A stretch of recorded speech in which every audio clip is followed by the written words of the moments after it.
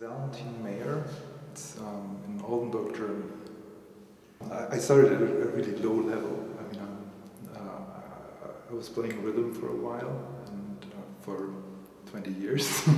I never really got into playing solo style and like more creative solos. And so I thought I'd do it really professionally from the beginning on. So yeah, it was. I think it was a good start to even learn I don't know. Tom has a lesson about thumb muting. You know, all these lessons, and so that was really helpful for me to get even my basic technique right for playing solos, because I muted with it's the palm, right? Yeah, that's what I always did, which works great for rhythm. But that was completely new to me, and now that I kind of get into it, I'm still working on it, but it's actually really helping play clean. I had a bunch of guitar teachers over the years. I always started with someone and dropped lessons after a while. And my goals were, first was learning songs. That was when I started, and I had a really old school teacher who taught me like roll over Beethoven and stuff. And so that was alright. It didn't really help. So I started playing punk rock because that was the only thing cool I could think of, which I could make from roll over Beethoven.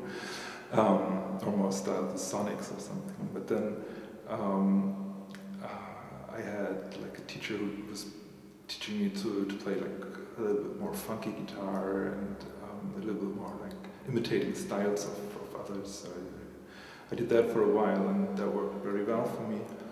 But like, I don't know, maybe 4 years ago or 5 years ago, I really wanted to change my style and be more creative, even get into these little bit more fusion style or more solo guitar styles. And I had a teacher in the States where I lived for 3 years.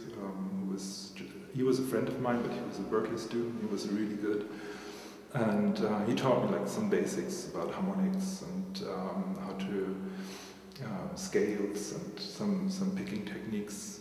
But that was just 3 lessons. And back in Germany, I didn't find anyone suiting my goals. I mean, there's a bunch of great teachers around here, I'm sure, but at least not in Oldenburg. And so I searched around on the internet, and I was just happy to find Tom.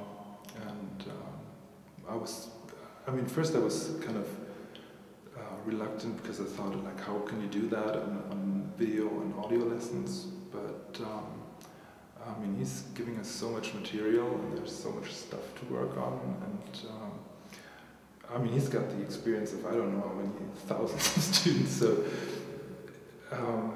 I mean, I had it 2 times now that I was like, damn, I got to work on this and that, and I didn't tell Tom about it, but he got it laid out for me like that, so that there was like practicing when you don't have a lot of time, and there was practicing when you're away from the guitar, which happens to me far too often, but it always came in time. So I take these lessons and add them to my practice routine, and I think they really help a lot. I mean, I saw some of the videos that are available for free, and I just found Tom to be a very motivating speaker, and he kind of got me with that, and I thought, like, okay, let's give it a try. I didn't know his music before. If I had known it, I would have jumped on the train a lot earlier. I mean, he's a fantastic player, and everything he says about music and about creativity and being a virtuoso guitarist is like what I think is true, and which helps me think creatively about music. He told me use the practice generator so you can lay out your lessons more effectively, and that's true. And, that totally works for me, and now I have like a small timer which I set to like 5 minutes, and then I go practice scales, and then I go back to the timer for like 10 minutes, and I do arpeggios or whatever. So that really helps, and I have to, actually it's like, I mean, you have, in real world, you have guitar lessons, and you go to your guitar teacher maybe twice a month, and then before you go there, you're like, oh damn, I didn't practice. And then two days before that, you're like playing everything you know.